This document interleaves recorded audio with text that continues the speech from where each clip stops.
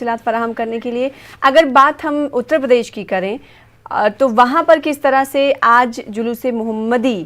نکالی گئی ہے یا پھر مجالس کا اہتمام کیا گیا ہے، تفصیلات جانیں گے۔ ہمارے ساتھ ہمارے نمائندے طارق قمر جڑ رہے ہیں لکھنؤ سے۔ طارق قمر، چونکہ ہم بات کچھ دیر پہلے مغربی بنگال کی کر رہے تھے تو کولکاتہ میں 2 ایسے جلوس ہیں جنہیں نکلنے کی اجازت دی گئی ہے، کیا لکھنؤ میں اور اگر پورے اتر پردیش کی بات کریں گے تو وہاں پر گائیڈ لائنز پر عمل کرتے ہوئے کیا کچھ آپ دیکھ پا رہے ہیں؟ لوگ کی کیا جلوس محمدی نکالی جا رہی ہے یا پھر مدارس مساجد میں ہی آج تقاریر کا اہتمام کیا گیا؟ دیکھیے سنا، اتر پردیش ایک بہت بڑی ریاست ہے اور اس ریاست میں جو مذہبی تقریبات کا سلسلہ ہے وہ مختلف علاقوں میں مختلف نوعیت کا ہوتا ہے۔ تو دیکھیے جہاں تک جلوس محمدی نکالنے کا سوال ہے تو اس عنوان سے تقریباً ہر شہر، ہر ضلع، ہر قصبے میں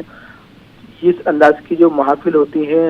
اور ترانے پیش کیے جاتے ہیں، نذرانے پیش کیے جاتے ہیں، محفل نعت کا انعقاد کیا جاتا ہے، محفل ذکر منعقد کی جاتی ہے، محفل میلاد کی تقریبات جو ہوتی ہیں وہ منعقد کی جاتی ہیں، سیرت النبی پر جلسے ہوتے ہیں۔ تو دیکھیے مختلف علاقوں میں مختلف عنوانات سے یہ تمام جو تقریبات ہیں یہ منعقد کی جاتی ہیں، لیکن کورونا کا مسئلہ ہے اور سنگین مسئلہ ہے، اس پیش نظر علماء کرام نے بھی اپیل کی ہے اور حکومت کی جانب سے بھی یہ تمام تر ہدایات اور گائیڈ لائنز جو ہیں جاری کر دی گئی ہیں۔ تو دیکھیے جہاں تک میں بتاؤں اتر پردیش کی راجدھانی لکھنؤ سے لے کر اور پورے مغرب اتر پردیش اور مشرق اتر پردیش تک لوگوں میں جوش و خروش ضرور ہے، لیکن احتیاطی تدابیر اختیار کی جا رہی ہیں۔ تاہم جیسے جو شب ہوا کرتی تھی، جو گزشتہ شب تھی، اس میں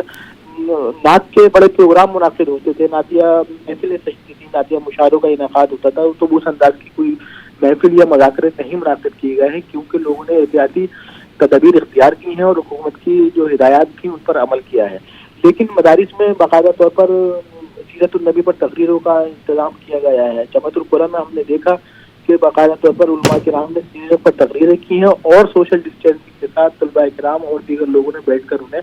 سنا ہے اور اس پر عمل پیرا ہونے کا عہد کیا ہے۔ ایسے ہی دوسرے تمام کئی مساجد میں تقریبات ہوئی ہیں۔ فرنگی محل میں بھی ایک پروگرام منعقد کیا ہے جس میں سیرت پر تقریر کی ہے حضرت مولانا نے۔ اور دیکھیے جلوس محمدی یہاں پر ایک بہت بڑا جلوس نکالا جاتا ہے، اس میں بھی بہت کم لوگوں نے کہا جا رہا ہے کہ صرف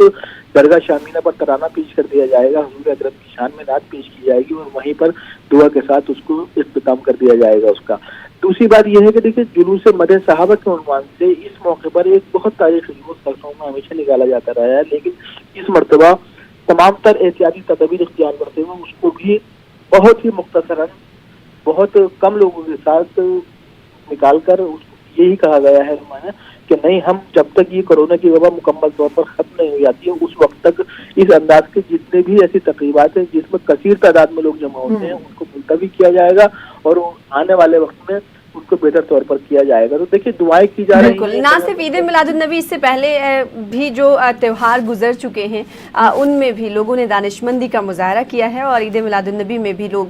COVID-19 کی گائیڈ لائنز پر عمل پیرا ہوتے ہوئے دیکھے جا سکتے ہیں۔ کافی خوش آئند بات ہے۔ بہت شکریہ طارق قمر صاحب ہمارے ساتھ جڑنے کے لیے، تفصیل سے جانکاری